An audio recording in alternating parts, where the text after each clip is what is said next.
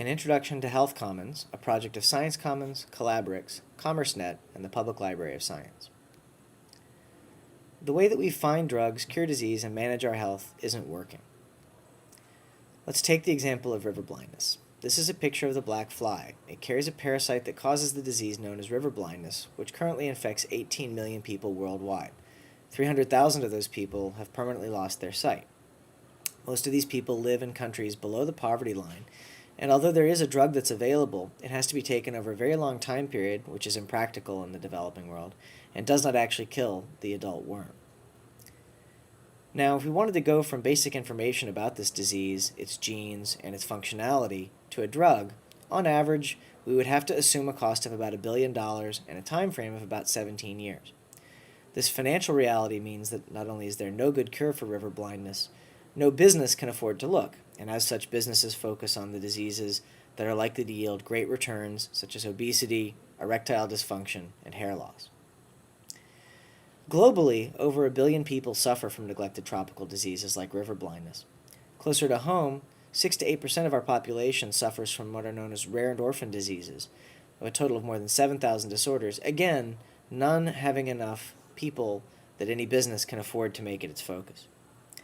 Now, this is the result of many factors, but in particular, it's the result of the persistent uncertainty in the drug discovery process.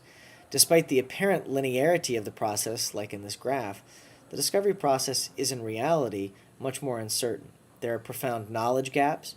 We don't know how drugs work. We don't know how toxicity works in the liver. We don't even know how Tylenol works.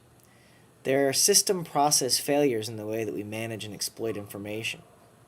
And there are incredibly high transaction costs to doing science, from acquiring model animals like mice to managing the sea of data that's on the public web. And this translates into a series of lost opportunities in human health.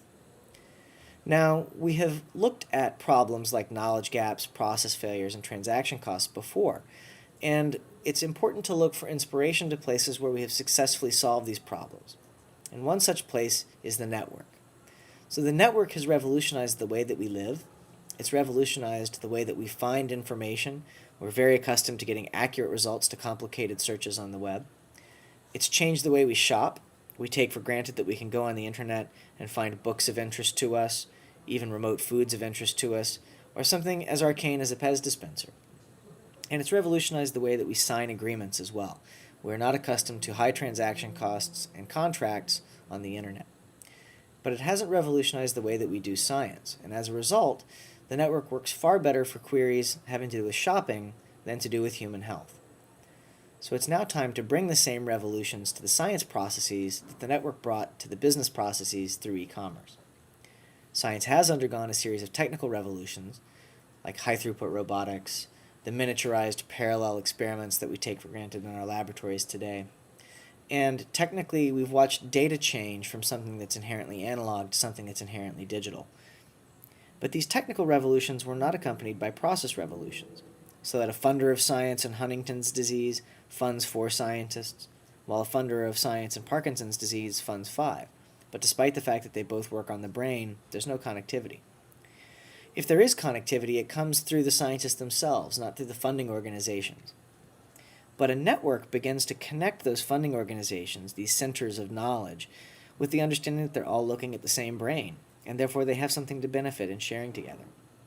And in particular, it enables the emergence of new intermediaries that can begin to exploit the shared information across all of these areas of the brain in a way that benefits, in return, all of the funders.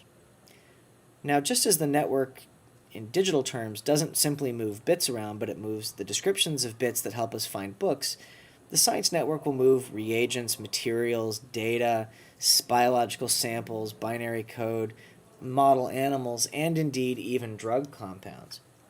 But this dream of a network is actually being blocked by a series of barriers. So legal barriers, which create very high transaction costs, make it impractical to have an organization in the middle that brokers the information. Technical barriers that make it difficult to share information across organizations kill the network. Business barriers, high transaction costs, desires for negotiation, and competition kill the network. And social barriers, the individual competition between scientists, have a chilling effect as well. until it's every scientist working alone. Thankfully, we can look again to the e-commerce revolution and see that the process revolution we want to create in science requires the emergence of new institutions. And so, although it's something we want, it's not going to happen by accident. It will happen through good design, just as the internet happened through good design and the web happened through good design choices. And that's where we come in at the Health Commons. The Health Commons is a project of CommerceNet, Science Commons, the Public Library of Science, and Collaborix. And what we're doing is network engineering for science processes. And our goal is to bring again the same sorts of value increase and revolutions to science that the network brought to commerce. And our goal is to create not just one network, but many networks, creating and integrating with each other until we reach the same sorts of scale for science that the internet has brought us for culture and for commerce. This requires a diligence about network design, both in terms of sharing and standardization. Just as the internet was built on shared and standard protocols, the science networks will be built on shared and standardized information, shared and standardized legal regimes, shared and standardized research tools, shared and standardized business processes, and a collaborative open source research platform that allows scientists across the world to not only share their information, but exploit it. We invite you to come join us in our network as we move forward. And we invite all players to come join us in the Health Commons. Thank you.